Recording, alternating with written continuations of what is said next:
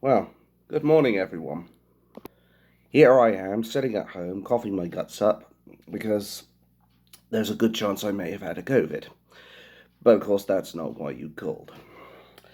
No, this video that I wanted to do, I actually wanted it to do more about our corrupt establishment, because unfortunately, as we all know, we don't have a government that supports us. We have a government that supports themselves and the rich. But what is it we can do to deal with these treacherous politicians and these assholes in power who think that we are nothing more than insects for them to trample all over? Well, first and foremost, what we can do is hold those bastards to account. Those who feel like they can continue to thwart the will of the British people. Those who continue to bemoan and continue to try to subvert Brexit. Those who want to be like Nicola Sturgeon, who want to try and get independence for the Scottish people, even though they belong to England fundamentally. We can hold these people to account. If they want to be treasonous cunts, then we should hold them to that. And what about the people like good old-fashioned Sadiq Khan? People who are more interested in tweeting about people being mean on Twitter and trying to get the woke police and the cancel culture rising up rather than do their job and protect their own people. Sorry. Like I said, I think I probably got COVID, but that's probably because, well, I've had a bad throat for a long time, but hey-ho.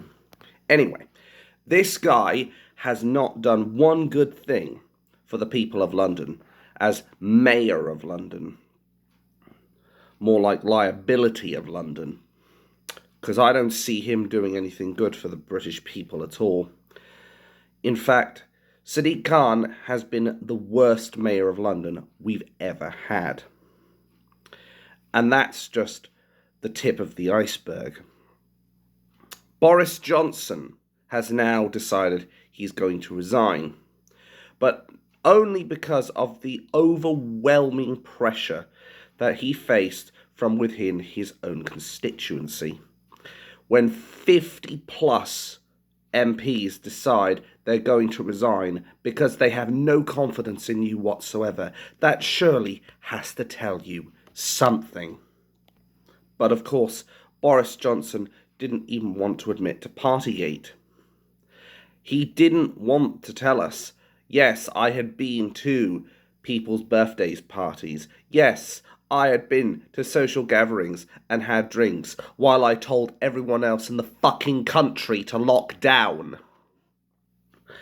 He didn't admit to any of this until it was exposed that he had done it beyond and to the inclusion of every reasonable doubt, and then he had to apologise to everyone.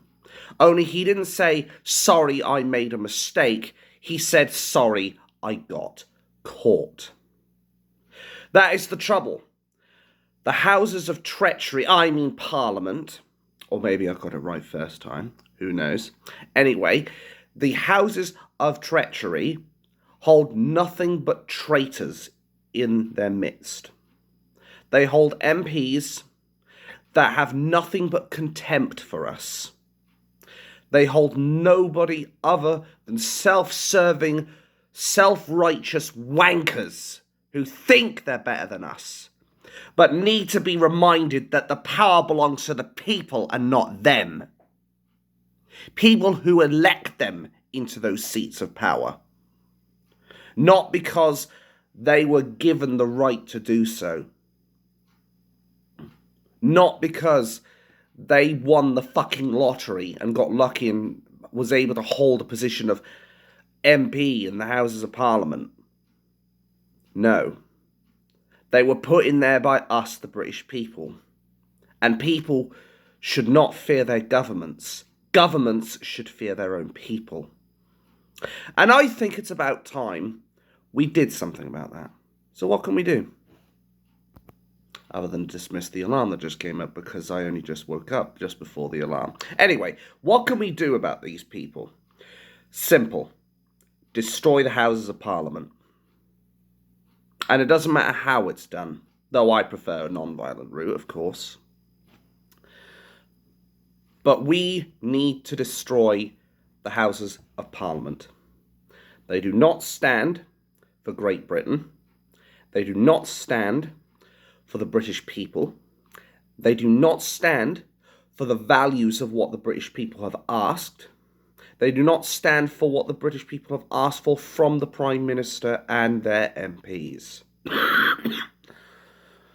They stand only for evil and treachery and deceit. That is why they need to be destroyed. The houses need to be destroyed, and they need to be rebuilt brick by brick, person by person. Because until we clean out the swamp in there, until we drain the swamp of all the muck, the filth, and the detritus that lingers on the walls in that place, we will never be a free country. Never. These people will always be working against you. The media, the corrupt politicians, everyone will continue working against us until we actively do something about it. And remember, Boris Johnson, as I said, wanted to lock us down while he went partying over a virus that was no deadlier than the fucking flu. A virus that the mainstream media kept bleating on that it had killed 155,000 people in the past. And yet when the Office of National Statistics came out and said, no, that's not true, only 17,371 people had died directly as a result of COVID. Everything the mainstream media said should have then been discredited because they had been lying under Section 2 of the 2006 Fraud Act, fraud by false representation, as well as lying on their own Coronavirus Act, which meant that if you struggle to breathe or struggle to speak, you need to clear your throat. Anyway, that if you willingly and maliciously spread misinformation about COVID, that you can be criminally charged. Oh wait, that's right, the media has an exemption clause, thanks to the fucking government.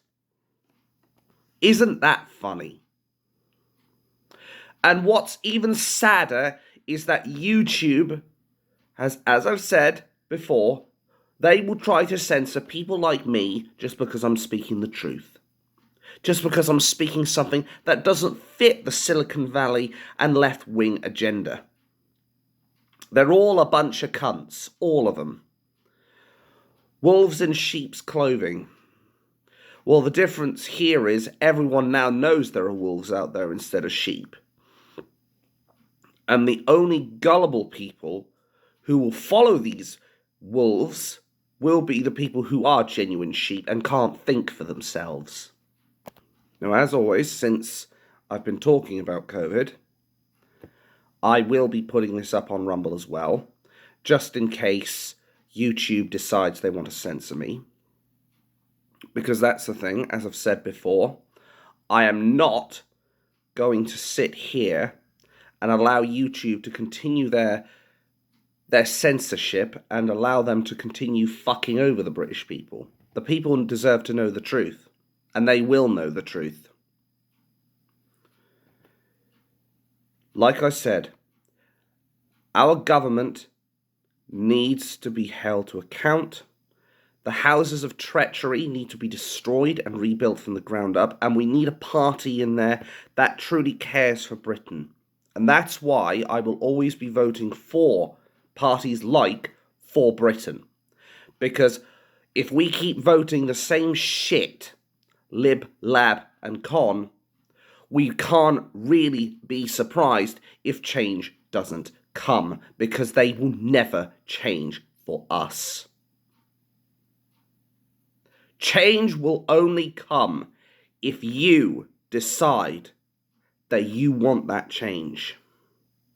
Change will only come when you decide to break the mold, when you decide that you don't want the same crap from the same mainstream parties over and over and over again. Only when you decide to vote a different party will we finally achieve the change we deserve and get this country back on track. My name is Dabima, also known as Abathorex, and I am, as always, very, very bad news for our corrupt lamestream media, our crooked parliament, and the fascists at YouTube who think they can silence me for my views over COVID. And speaking of, mainstream are still lying about the whole COVID thing. Though they're trying to get all clever and say this includes all the people who have had COVID put on the death certificate, blah, blah, blah. They're saying 200,000 people have died with COVID. They need to stop thinking about how many have died after a positive test of COVID and actually only put on there how many people have directly died of COVID and cut the crap.